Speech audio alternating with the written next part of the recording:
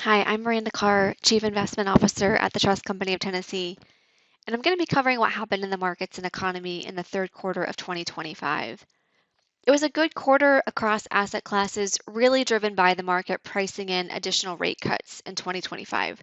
So we did see one of those cuts in September, and two additional cuts are expected, one in October and one in December. So interest rates fell, which caused bond prices to rise, producing positive returns in fixed income. Lower rates are also good for equity, so we saw domestic markets lift on lower rates, and international markets continued to rise. Notably, China's stock market was up over 20%. REITs also benefited from falling rates, and other real assets and commodities were up on higher inflation expectations. If we look at what's actually happening in the economy, there are two main forces driving policy. One is the labor market and the other is inflation. And those indicators are moving in somewhat contradictory ways right now. So the chart on the top left shows the unemployment rate in navy blue, which you can see has been rising, and the number of new jobs being added to the economy is green, which you can see is falling. So relative to a longer history, an unemployment rate around 4% is still pretty healthy, but the direction of travel is concerning. So early in the quarter, signs of a softening labor market are what caused the markets to start pricing in additional rate cuts this year. If we look at the chart just below that, US Consumer Price Index, we see that inflation has moderated tremendously over the last few years, but it is stubbornly hanging out around 3%, which is above the Fed's target of 2%. And by a large magnitude, actually, 3% annual inflation can be pretty painful over time. Historically, the main tool the Fed would use to put downward pressure on inflation would be to raise rates. But given the employment situation, they don't want to raise rates and cause unemployment to rise. So it is a fairly delicate situation. They've done a really nice job in bringing inflation down from that peak we saw a few years ago by raising rates without the economy slipping into recession.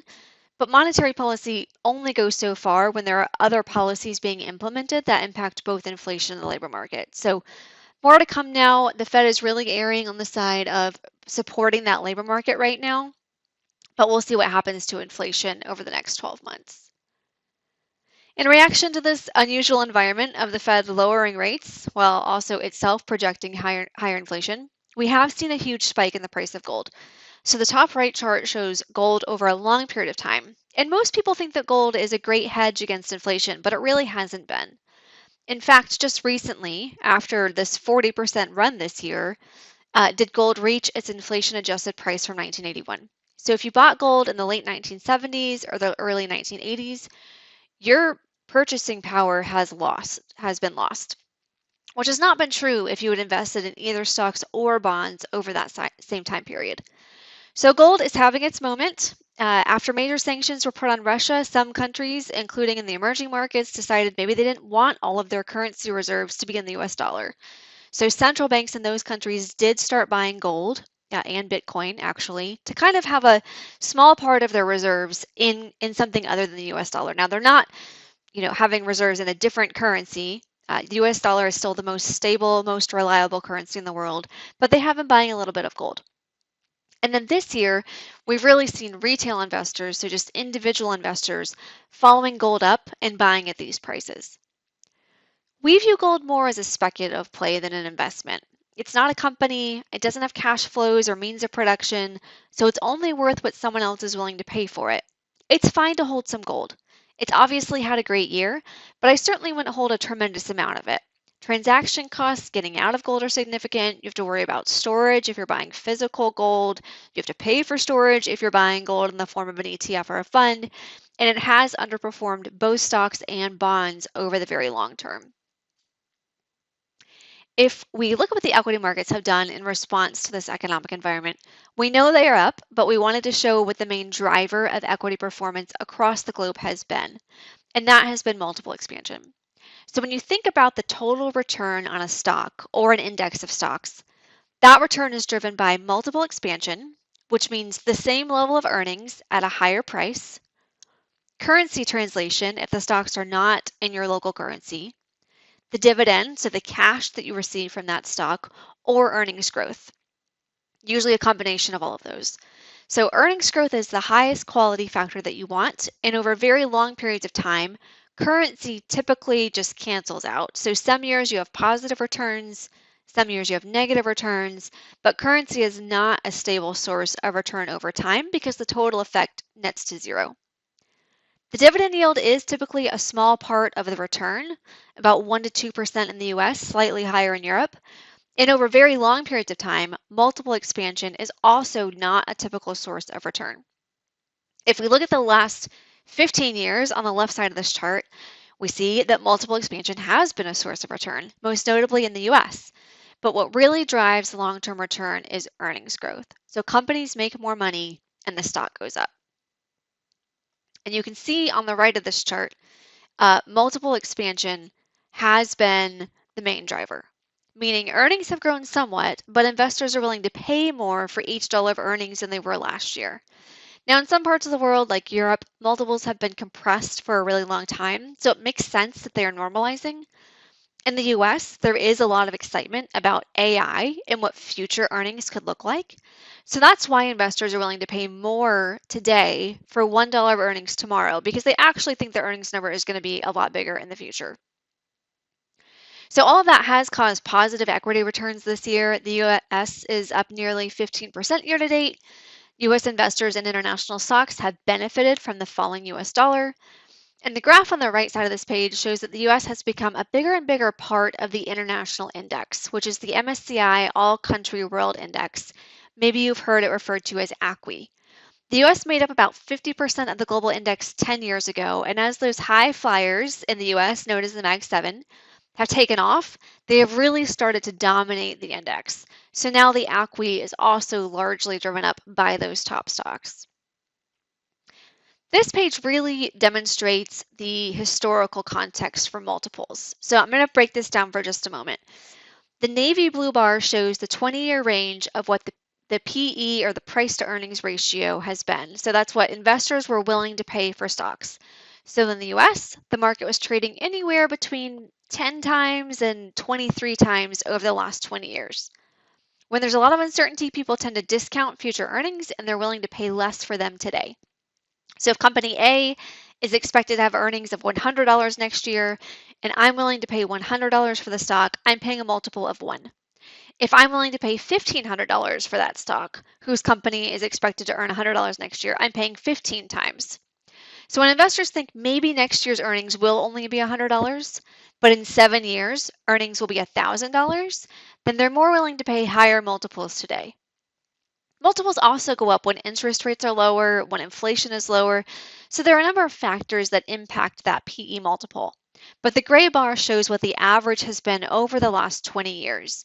And you can see the US is well above its average. So either the earnings need to grow more quickly than the price to bring that multiple back down in line, or the price needs to fall. Over very long periods of time, there tends to be mean reversion to the multiple. So they tend to be pretty stable over time. So when we're trading well above historical range, we expect in the future it's going to come back down to that historical range. When we're trading well below the historical range, we expect it's going to come up. So that's what we mean by mean reversion. So this does tell us not the timing of when that's going to happen, but it does tell us when things are more expensive than they typically are. You can see other global markets are still close to their 20-year average, even after the big run this year. So there's probably still some opportunity in those international markets. But across all markets, that orange rhombus is what current multiple, showing the current multiple, which is higher than the green, which is where we started the year. So that's what we mean by multiple expansion. We're typically talking about the PE multiple, which tends to increase when investors are feeling bullish. And one of the main reasons in the US and even in China for renewed optimism and positive sentiment is AI. If you look at this chart on the far right-hand side, you will see the top 10 names currently in the S&P 500. So there's biggest names, and you can see the Mag 7 up there along with a few other names. These companies are poised to benefit from the AI boom. They have invested significant sums to be competitive, and more importantly, they're profitable companies with a lot of free cash flow to invest in new opportunities like AI. Our view is that AI will be revolutionary in much the same way the internet was. The way we shop, the way we connect with each other, the way we do research, the way we do life looks a lot different than it did in the 1980s or the 1990s. But there will be winners and losers, just like there were in the dot-com days. And it's really hard to know at this time exactly who those winners and losers will be, particularly in some of the smaller companies in the AI space that don't even have revenues yet. So it's definitely a time to be cautious. But I like this chart. It shows why it's great to hold a diversified basket of stocks, whether that's in US large cap or in small cap. If you go to the left side, you can see the top 10 companies in the S&P 500 are in light green. And by the time you get to 2025, none of them from 1985 are still in 2025, the biggest names. Some have gone bankrupt, some have been acquired after falling from grace, and some have just lost relevance. So even in a decade, a lot can change. So you can see from year to year which of those companies in 1985 were still the 10 biggest companies in 1995, in 2005, and 2015. You can see in 2005, Microsoft was one of the biggest companies, and today it's the only one from 2005 that's still in that top 10 list. So trends change, economic forces shift, and you can lose a lot of money betting on the wrong stock. So companies go bankrupt every day. The stock market overall will not go to zero. If it does, we have bigger problems. But really, this is at the heart of making sure you don't have a concentrated position that could destroy your wealth if it goes bust. So we like these companies. We want them in our portfolio. We don't want to go all in.